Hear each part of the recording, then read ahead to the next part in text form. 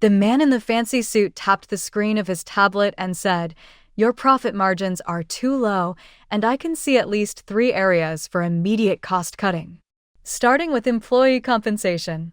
As Brian Hayes, the new regional manager from Bratepaw Veterinary Partners, described how my 14-year tenure at Oakwood Animal Clinic was now worth precisely 60% of my current compensation, I sat across the desk in startled silence. "Dr. Langdon, it's nothing personal. Just business," he answered, grinning rehearsely. "We need to align your compensation with industry standards." The name Jessica Langdon is mine. At 41, I have devoted my professional life to Lexington, Kentucky's animals.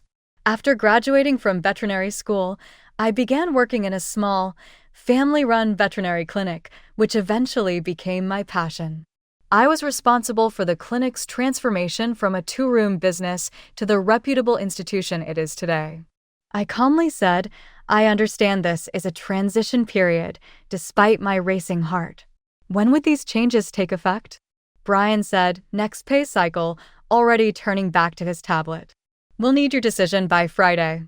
We had all been anxious when elderly Dr. Harrington made the decision to sell the business and retire. He had, however, promised to uphold the clinic's principles at Bratepaw. "They understand what we've built here," he had stated during the dinner for the announcement. 3 weeks after the transaction was completed, I was forced to decide whether to take a huge salary reduction or leave the clinic that seemed like my second home. I had trained every vet tech there, knew hundreds of dogs by name, and had been asked by clients to take care of their animals. I responded, "I appreciate your transparency," and got to my feet. "I'll have my decision for you by Friday." Brian did not glance up as he nodded. He yelled after me as I made my way to the door. "Oh, and next week we're going to be putting in place a new scheduling system, Jessica. Your email contains the training manual." I stopped by the reception counter outside his office, where Valerie was updating patient data. She had worked as our receptionist for 12 years, and I could tell by her worried look that she already knew. "You too?" Quietly, I asked.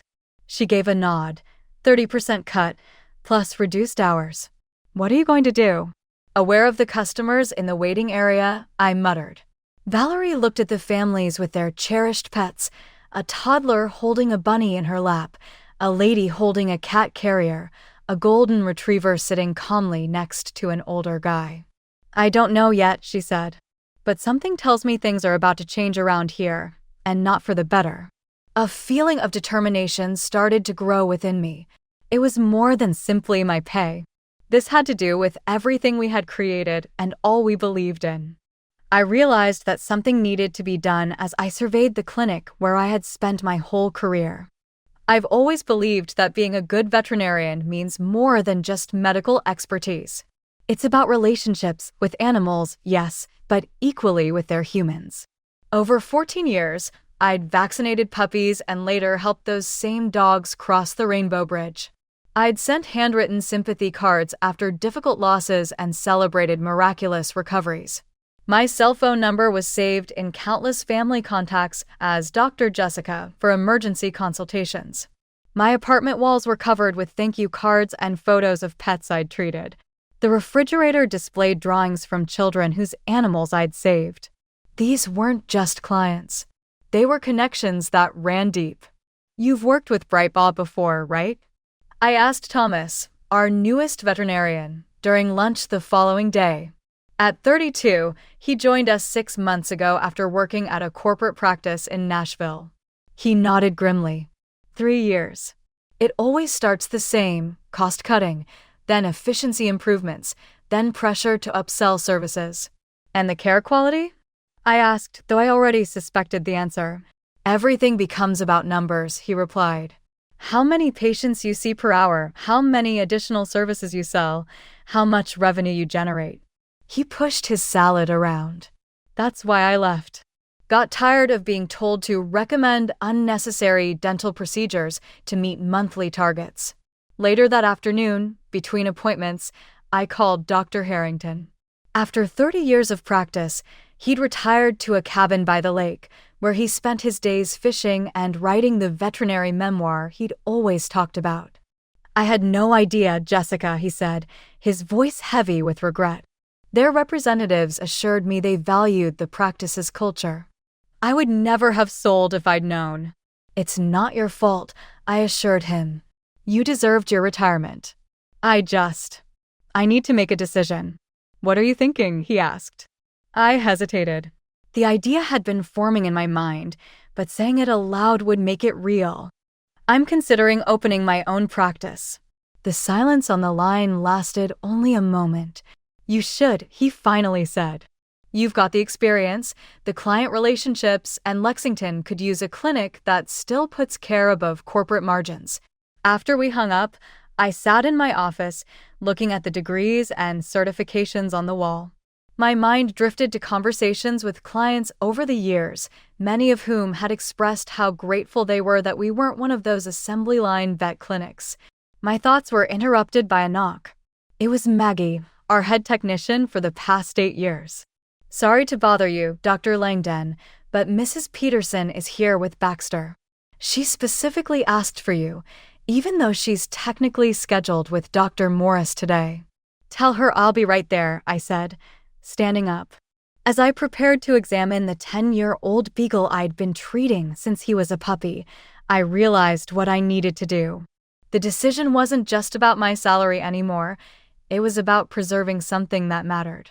Friday morning arrived with a clarity I hadn't felt in weeks. I had spent my evenings researching commercial real estate, equipment costs, and small business loans. I'd called 3 former colleagues who had successfully established their own practices. The more I explored the possibility, the more right it felt. I knocked on Brian's door at precisely 9 o'clock. "Come in," he called, his voice distracted. I entered to find him video conferencing with someone, his back half turned to the door.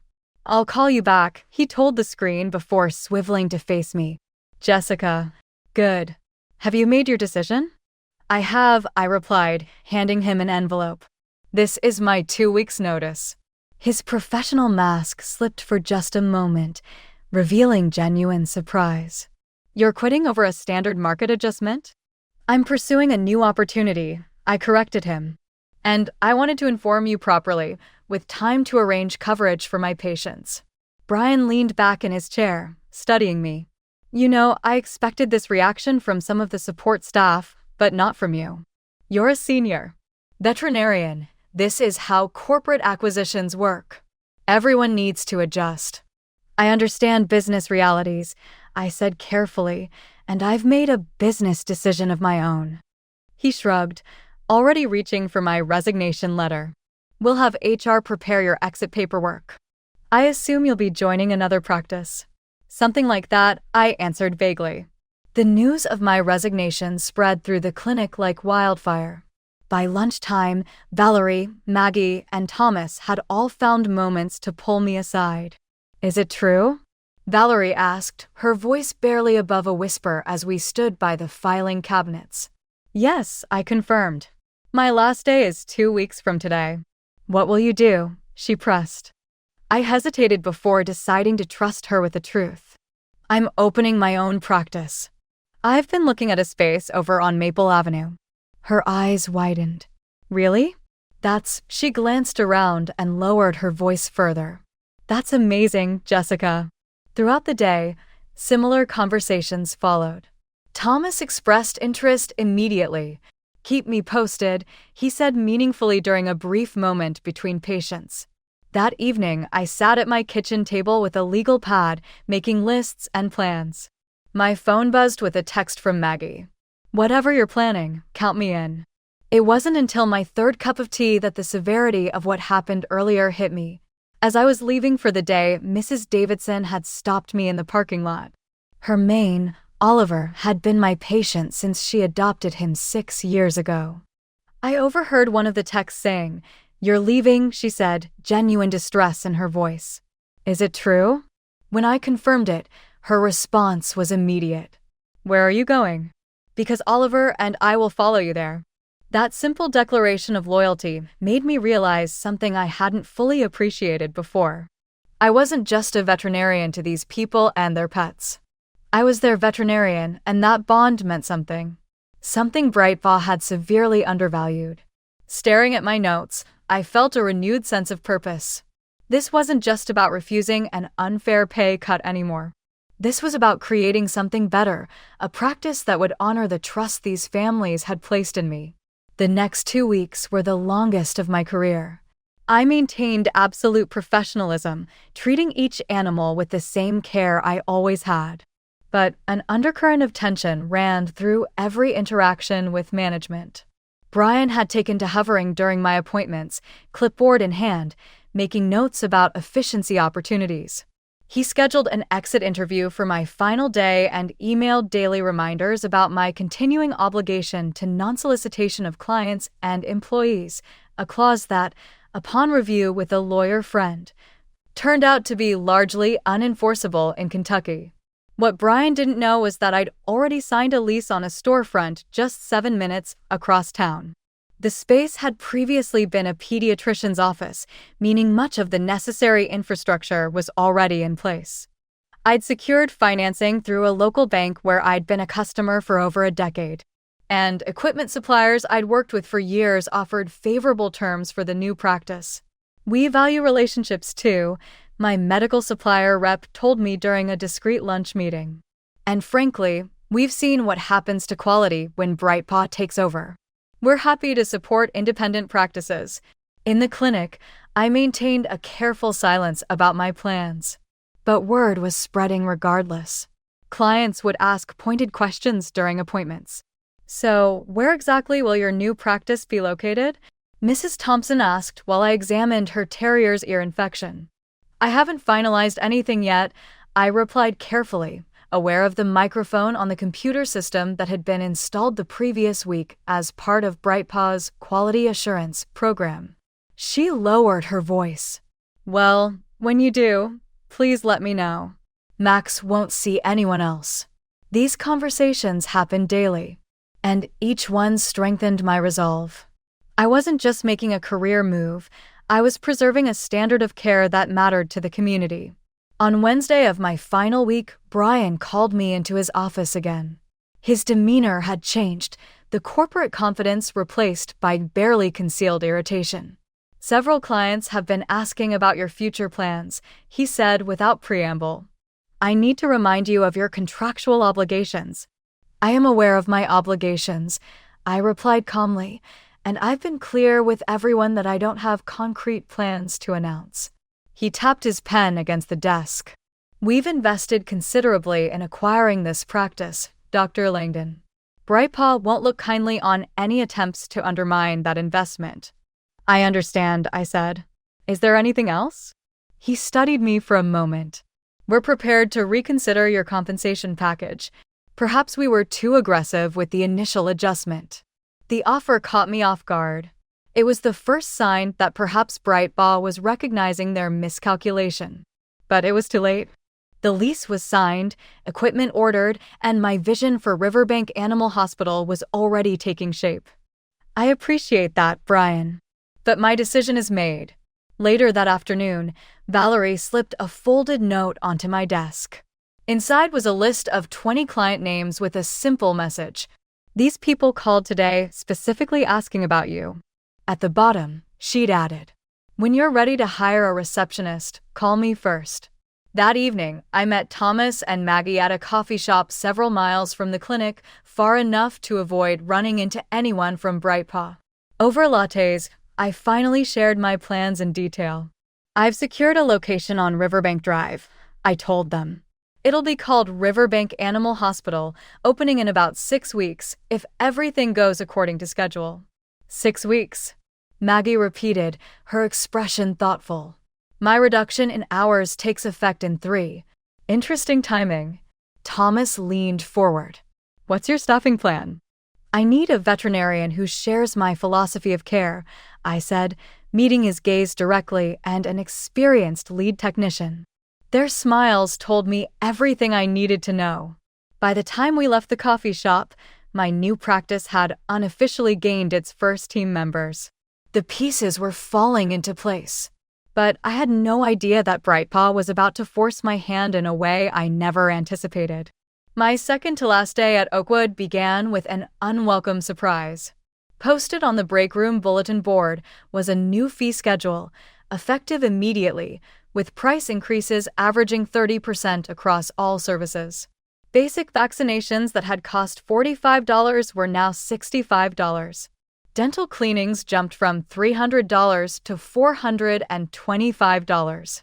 More disturbing were the new care packages highlighted in bold, bundled services that included tests rarely needed for healthy animals. The comprehensive wellness package included 3 separate screens that most pets simply didn't require at routine visits. "They're not even trying to hide it anymore," whispered Jenna, a young vet who had joined us just before the acquisition. Dr. Morris already told me we need to recommend the premium package to every client today. My stomach tightened. This wasn't just corporate streamlining anymore. This was exploitative. When Mrs. Whitaker brought in her elderly cat, Chairman Meow, for his arthritis check, I found myself in an impossible position. The new protocols required me to recommend a full senior panel costing nearly $500, despite having run the same tests just 2 months earlier. "Is this really necessary so soon?" Mrs. Whitaker asked, her concern evident. Living on a fixed income, she budgeted carefully for her cat's care.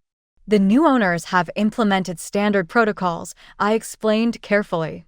"But in my professional opinion, given Chairman's recent normal results, we could wait another 4 months for these particular tests." She looked relieved. But my compromise was short-lived. Brian had apparently been monitoring the appointment through the new electronic system. He entered the exam room before I could complete the visit. "Mrs. Whitaker, I'm Brian Hayes, Regional Manager," he introduced himself with a practiced smile. I couldn't help noticing that we haven't scheduled Chairman's senior wellness package today. What followed was a masterclass in pressure tactics, subtle implications that skipping these tests was neglectful, mentions of catching problems early, and finally, the closing offer of a special one-time discount that still exceeded what these tests should actually cost. I watched Mrs. Whitaker's expression shift from confusion to guilt to resignation as she finally agreed, her hands gripping her purse a little tighter. After she left, Brian pulled me aside. "Dr. Langdon, when we recommend a protocol, we expect our veterinarians to support it fully. Those tests are unnecessary right now," I said, keeping my voice low but firm. "This isn't about healthcare, it's about revenue." "This is about standardized care," he countered. "Your personal attachment to clients is clouding your professional judgment." I nearly laughed at the absurdity. My personal attachment to clients is called building trust. It's why this practice has thrived for decades. He checked his watch dismissively. "Well, thankfully we only have to manage that approach for 1 more day." The rest of the day proceeded similarly, with Brian hovering around my appointments and intervening whenever I didn't push the new protocols aggressively enough. By closing time, I was emotionally exhausted.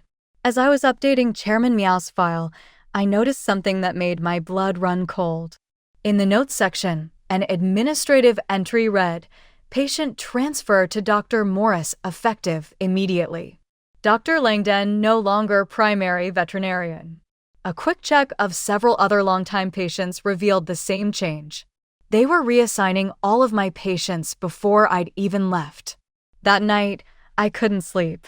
I'd planned to depart quietly, give myself time to set up my new practice, and only then let clients know of my new location. But Brightpaw's aggressive tactics and willingness to exploit client trust changed everything. At 2 a.m., I made a decision. I sat at my computer and drafted an email to the lawyer who'd been helping me establish my new practice. "Need to accelerate timeline," I wrote. "How soon can we open, even in limited capacity?" Her response came surprisingly quickly, with temporary equipment rental and creative scheduling, potentially 2 weeks. "Call me in the morning." I closed my laptop, finally able to relax enough to sleep. Tomorrow would be my last day at Oakwood Animal Clinic, and it wasn't going to go the way Brian Hayes expected. My final day arrived with a sense of both ending and beginning. I'd spent the early morning hours preparing, making calls, and setting things in motion. Now, as I parked in my usual spot for the last time, I felt strangely calm. The morning passed with a series of emotional goodbyes from staff members who'd become family over the years. Even some of the newer employees who barely knew me seemed affected by the shift in the clinic's atmosphere. "The schedule looks light today," Valerie noted when I stopped by reception. Indeed, I had only 4 appointments. Unusual for a Friday. Brian blocked off most of my day for transition activities, I explained. Apparently, I have a lot of paperwork to complete before I leave. What neither of us said was that my regular clients had already been redistributed among the remaining veterinarians. At noon, Brian summoned me to the conference room for what he called a departure protocol meeting. I expected the usual exit interview formalities, returning keys, signing final paperwork, perhaps a cursory acknowledgement of my years of service. Instead, I found Brian seated with 2 people I'd never seen before. One was introduced as BrightPaw's regional legal counsel, the other as their human resources director. "Before we process your departure, we need to address some concerns," Brian began, his tone formal. "It's come to our attention that you may be planning to open a competing practice in violation of your employment terms." The legal counsel, a stern woman in her 50s, slid a document across the table. "This is a cease and desist letter regarding any plans to practice veterinary medicine within a 20-mile radius of this facility for the period of 1 year." I looked at the document but didn't touch it. I don't recall signing any non-compete agreement. It's incorporated in the transition documents all employees signed when BrightPaw acquired the practice, she replied smoothly. "Actually," I said, reaching into my bag, "I have copies of everything I signed." There was no non-compete clause in any of those documents. I placed my own file on the table. "My lawyer confirmed this yesterday." The atmosphere in the room shifted perceptibly. Furthermore, I continued, Kentucky law significantly limits the enforceability of non-competes for medical professionals, including veterinarians, particularly when patient welfare is at stake. The lawyer and HR director exchanged glances. Brian's confident expression faltered. "We're not here to debate legalities," he said quickly. "We simply want to ensure a smooth transition for our clients." "Your clients," I corrected him gently. "And I agree completely about ensuring their care isn't disrupted." The HR director, apparently sensing an opportunity to de-escalate, adopted a conciliatory tone. "Dr. Langdon, I understand you've been with this practice for many years. Perhaps we can find a compromise that works for everyone." I smiled. I'm always open to reasonable solutions. What followed was 2 hours of negotiations that eventually resulted in a simple agreement. I would not actively solicit Oakwood's clients for a period of 30 days. In exchange, BrightPaw would drop any claim to restrict my practice location or timing. By the time we finished, I had officially completed my tenure at Oakwood Animal Clinic.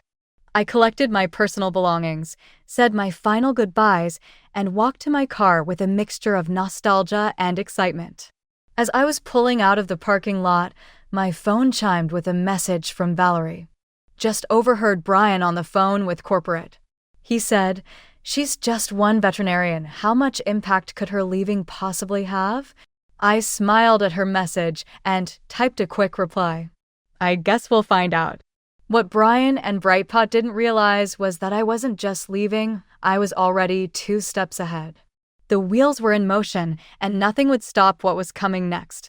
Riverbank Animal Hospital opened its doors exactly 17 days after my departure from Oakwood. The timeline had been ambitious, requiring round-the-clock work, temporary equipment rentals, and a skeleton crew working double shifts, but we made it happen. Thomas joined me as the 2nd veterinarian.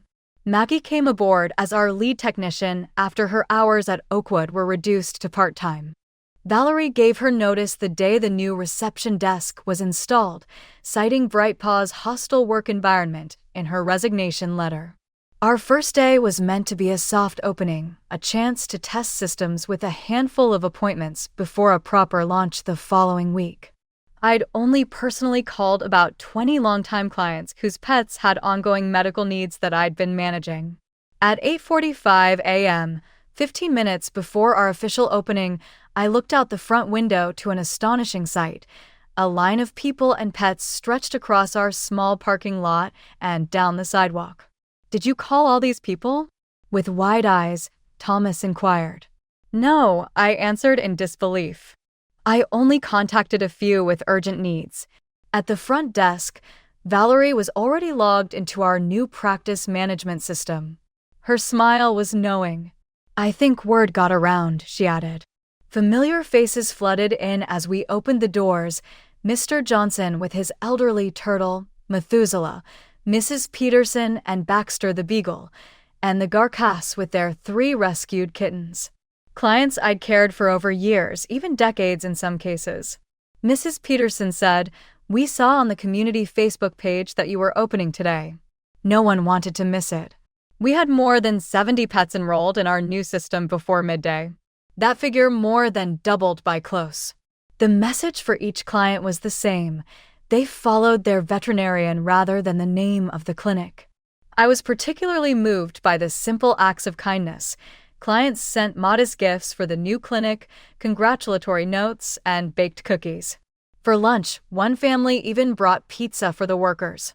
After a long but exciting day, we were finally closing the doors that evening when I got a text from a former coworker who was still employed at Oakwood. An emergency meeting is scheduled for tomorrow morning. The timetable appears to be abruptly empty. The next week was better than I could have imagined. To handle the surge of patients, we soon had to hire more employees and extend our hours. Over 800 pets, or roughly 70% of Oakwood's previous clientele, had been registered in our system by the conclusion of our first month. It was how they discovered us, not how many clients followed us, that caught me off guard. We had just made a small statement in the local paper and relied mostly on word-of-mouth advertising. Nevertheless, customers continued to come in, frequently stating that they had learned about us from friends, neighbors, or local social media communities. As I was examining her Labrador dog, one client informed me, "The neighborhood pet groups have been buzzing about your new place. Everyone's talking about how you stood up to that corporate chain." I had no intention of becoming a symbol of opposition to corporate veterinary care, but for some reason, that story had gained traction. People talked about their experiences with BrightPaw's new policies and prices, comparing them to our open and honest costs and personalized service. I had an unforeseen guest 3 months after I opened. My old mentor and Oakwood's previous owner, Dr. Harrington, stopped over to provide a tour of the new office. He replied, I had to see it for myself, as he looked about with unabashed admiration. "You've created something special here, Jessica." He was greeted enthusiastically by the staff and clients as we passed through the clinic. Many of them said how much they missed him, but were also pleased with the new practice.